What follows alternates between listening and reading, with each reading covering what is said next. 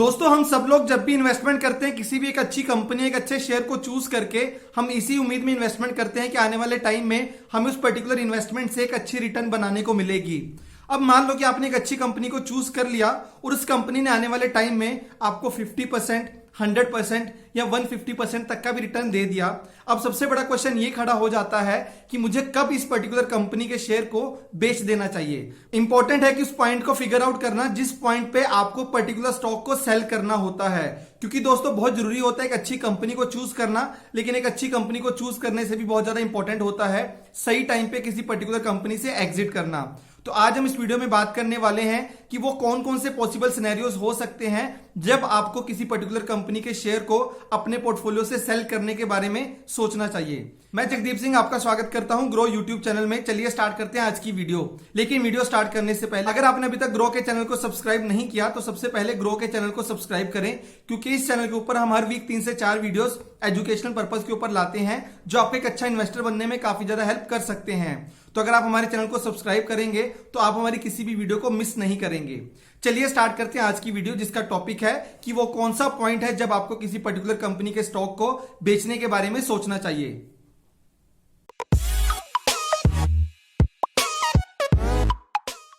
दोस्तों अगर डिस्कशन करना है इस पॉइंट के ऊपर कि आपको किसी पर्टिकुलर कंपनी के स्टॉक को कब बेचना चाहिए, तो सबसे पहले जरूरी है यह समझना कि आप किसी कंपनी के स्टॉक को क्यों खरीदते हैं या आप किसी कंपनी की ओनरशिप को क्यों बाय करते हैं। तो उसके पीछे हर इन्वेस्टर्स का एक अपना थीसिस होता है, अपना एक थिंकिंग होता है और अपने कुछ इन्वेस्टमेंट क्राइटेरियाज होते हैं जिसको सोच के वो एक अच्छी कंपनी को चूज करता है। मान लो उसको लगा कि इस पर्टिकुलर इंडस्ट्री अच्छा परफॉर्म करने वाली है, वहां पे पर्टिकुलर कंपनी का मार्केट शेयर बहुत अच्छा है, इस कंपनी ने फाइनेंशियली बहुत अच्छा परफॉर्म किया है पिछले कुछ सालों में, आने वाले टाइम में भी कंपनी अच्छा परफॉर्म कर सकती है। उसको लगा कि इसकी मैनेजमेंट बहुत अच्छी है। ये सब कुछ सोचने के बाद एक इन्वेस्टर ने चूज किया कि वो इस कंपनी में इन्वेस्टमेंट करने वाला है। अब मान लो कि उसने अपने पोर्टफोलियो का 20% इस कंपनी में इन्वेस्टमेंट कर दिया। अब इस कंपनी ने उसको 1 साल में या 2 साल में 50% से ज्यादा का रिटर्न दिया। तो उससे किसी दूसरे इन्वेस्टर ने पूछा कि आप इस कंपनी का स्टॉक बेचने के बारे में क्यों नहीं सोच रहे, आपको पहले ही 50% का रिटर्न मिल चुका है। तो इस इन्वेस्टर ने बोला कि जब मैं इन्वेस्टमेंट करने वाला था तो मेरा एक पर्टिकुलर इन्वेस्टमेंट थीसिस था,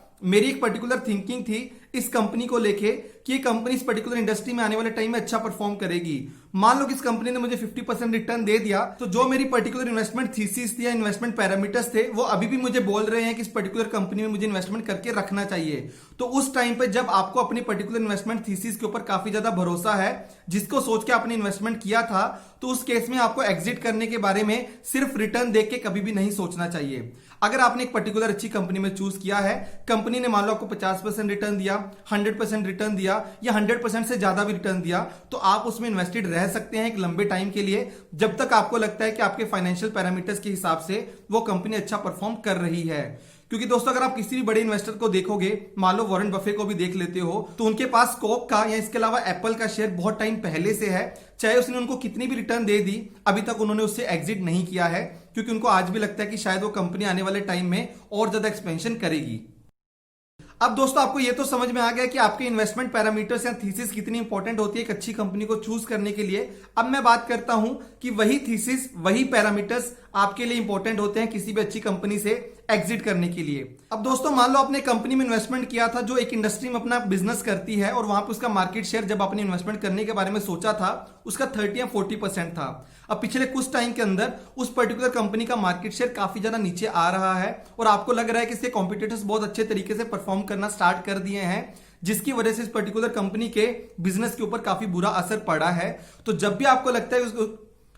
आपको लगता है कि किसी भी कंपनी का मार्केट शेयर उस पर्टिकुलर इंडस्ट्री में काफी ज्यादा कम हो रहा है और कंपनी उस चीज का जस्टिफिकेशन नहीं दे पा रही है उस रीजन का, तो उस केस में आप उस पर्टिकुलर कंपनी से एग्जिट करने के बारे में सोच सकते हो। इसके बाद अगर मैं बात करता हूं दूसरे रीजन की, तो आपने कंपनी को चूज किया था क्योंकि आपको पता था कि वो कंपनी एक प्रोडक्ट को बेचती है जिसकी मार्केट में एक अच्छी डिमांड है। अब आपने पिछले कुछ टाइम में देखा है कि कंपनी जो प्रोडक्ट अपना बेच रही है उसकी क्वालिटी पिछले कुछ टाइम में बहुत कम हुई है, लेकिन अगर आप उसके कॉम्पिटिटर्स को देख रहे हो तो उनकी प्रोडक्ट की क्वालिटी बहुत ज्यादा इंप्रूव हो रही है और उसकी प्रोडक्ट क्वालिटी बहुत ज्यादा कम हो रही है। तो इस केस में आपको प्रोडक्ट वाइज भी देखना चाहिए कि कंपनी के जो प्रोडक्ट थे वो कैसा परफॉर्म कर रहे हैं, उसकी क्वालिटी कैसी है, उसकी डिमांड कैसी है, और उन प्रोडक्ट्स को लेके जो यूजर उसको यूज करते हैं उनका परसेप्शन कैसा है। क्योंकि हो सकता है कि एक प्रोडक्ट को कुछ टाइम पहले तक बहुत से यूजर यूज करते थे और वर्ड ऑफ माउथ से बोलते थे कि वो प्रोडक्ट बहुत अच्छा है, लेकिन पिछले कुछ टाइम से जब से क्वालिटी उसकी कम हुई है तो यूजर बोलना स्टार्ट कर दिए कि वो प्रोडक्ट अच्छा नहीं है और वो कंपनी से दूर होके किसी दूसरी कंपनी के प्रोडक्ट्स को प्रेफर करना स्टार्ट कर दिए हैं। और तो दोस्तों इस केस में जब प्रोडक्ट क्वालिटी कम हो रही है और प्रोडक्ट क्वालिटी आपके इन्वेस्टमेंट का एक क्राइटेरिया था जब आपने इन्वेस्टमेंट करने के बारे में सोचा था, तो इस केस में भी आपको उस कंपनी से एग्जिट करने के बारे में सोच लेना चाहिए। लास्ट में मैं बात करूंगा कंपनी के मैनेजमेंट की, क्योंकि हर बड़ा इन्वेस्टर बोलता है कि किसी भी कंपनी को ग्रो करने के लिए बहुत इंपॉर्टेंट होता है कि उसकी मैनेजमेंट कैसा है। अब मान लो कि किसी कंपनी का मैनेजमेंट बहुत अच्छा है जिसको देख के आपने एक कंपनी में इन्वेस्टमेंट किया था, क्योंकि उनका ट्रैक रिकॉर्ड पास्ट में बहुत अच्छा रहा था और पिछले कुछ टाइम के अंदर कंपनी ने कॉर्पोरेट गवर्नेंस बहुत अच्छे तरीके से किया था, कंपनी ने अपने रिसोर्सेज को बहुत अच्छे तरीके से यूटिलाइज करके बहुत अच्छा एक्सपेंशन किया था। मान लो कि आपका ट्रस्ट बहुत ज्यादा था मैनेजमेंट के अंदर, लेकिन पिछले कुछ टाइम में अगर आपने देखा है कि उस कंपनी का मैनेजमेंट पूरे तरीके से चेंज हो गया है, पुराने पूरे मैनेजमेंट को हटा के नया मैनेजमेंट चेयर पे आ चुका है, तो उस केस में भी आपको थोड़ा सा रीथिंक करना चाहिए कि नया मैनेजमेंट यहाँ पे क्यों आया और क्यों कंपनी ने एक टाइम पे पूरे के पूरे मैनेजमेंट को चेंज कर दिया। उस केस में आपको थोड़ा सा वापस से सोचना चाहिए कि जो आपके इन्वेस्टमेंट थीसिस थी, जो आपका इन्वेस्टमेंट पैरामीटर्स थे, उनमें वहां पे कितना इंपैक्ट पड़ता है और आपने इन्वेस्टमेंट करते टाइम मैनेजमेंट को कितने परसेंट वेटेज दिया था। तो अगर आपने इन्वेस्टमेंट करते टाइम मैनेजमेंट क्वालिटी को या मैनेजमेंट को बहुत ज्यादा वेटेज दिया था और अगर वहां पे मैनेजमेंट पूरे तरीके से चेंज हो जाती है तो आपको कहीं ना कहीं एग्जिट करने के बारे में सोच लेना चाहिए। इन्वेस्टमेंट थीसिस के बाद अब हम बात करते हैं पोर्टफोलियो रीबैलेंसिंग की, क्योंकि इसके अंदर भी दो ऐसे पैरामीटर्स हैं जिनके बेस में आप किसी पर्टिकुलर स्टॉक को बेचने के बारे में सोच सकते हैं। अब मैं बात करता हूं सबसे पहले पैरामीटर की, जो आपको बताता है कि अगर आपने किसी एक स्टॉक में इन्वेस्टमेंट किया था और वो स्टॉक ने आपको बहुत ज्यादा रिटर्न दे दिया। मान लो आपने 100 रुपीज का इन्वेस्टमेंट किया था 10 डिफरेंट स्टॉक्स के अंदर और एक स्टॉक ने आपको 10 रुपए से 100 रुपीज का वेल्थ क्रिएट करके दे दिया, तो उस केस में जो आपका पूरा पोर्टफोलियो होगा वहां पे एक स्टॉक का जो ओवरऑल वेटेज होगा वो बहुत ज्यादा बढ़ जाएगा। और बहुत से लोग हमेशा ट्राई करते हैं कि उनका पोर्टफोलियो हमेशा डाइवर्सिफाइड रहे और कभी भी उनका रिस्क एक स्टॉक के अंदर बहुत ज्यादा ना बढ़ जाए। तो कभी भी अगर आप रीबैलेंसिंग करने के बारे में सोचते हैं, किसी एक स्टॉक ने आपको बहुत बड़ा रिटर्न दे दिया और आपका पूरे का पूरा पोर्टफोलियो उस पर्टिकुलर स्टॉक की तरफ बहुत ज्यादा स्क्यूड हो गया है, उस केस में आप उस स्टॉक को बेचने के बारे में सोच सकते हो ताकि आप अपने ओवरऑल पोर्टफोलियो को रीबैलेंस कर सकें। मैं यहाँ पे आपको यह क्लैरिफिकेशन देना चाहता हूं कि आपको रिटर्न के बेस में कभी भी बेचने के बारे में नहीं सोचना चाहिए। यहाँ पे स्टॉक को बेचने के पीछे जो ऑब्जेक्टिव है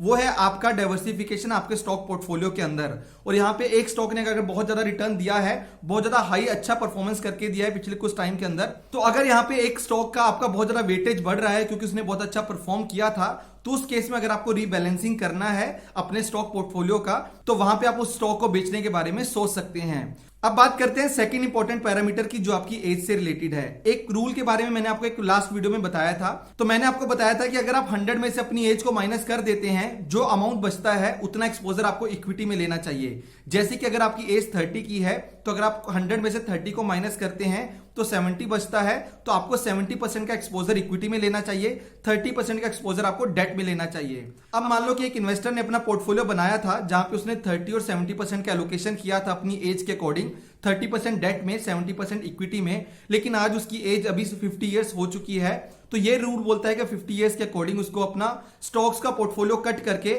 थोड़ा सा पोर्टफोलियो डेट साइड पे बढ़ा देना चाहिए, क्योंकि एज के साथ अपना रिस्क टेकिंग एपेटाइट थोड़ा कम हो जाता है। तो अगर कभी भी आपको अपना ओवरऑल पोर्टफोलियो में रीबैलेंसिंग करना होता है, अपने स्टॉक एक्सपोजर को कम करना होता है, तो उस केस में भी आप अपने स्टॉक्स को बेचने के बारे में सोच सकते हैं।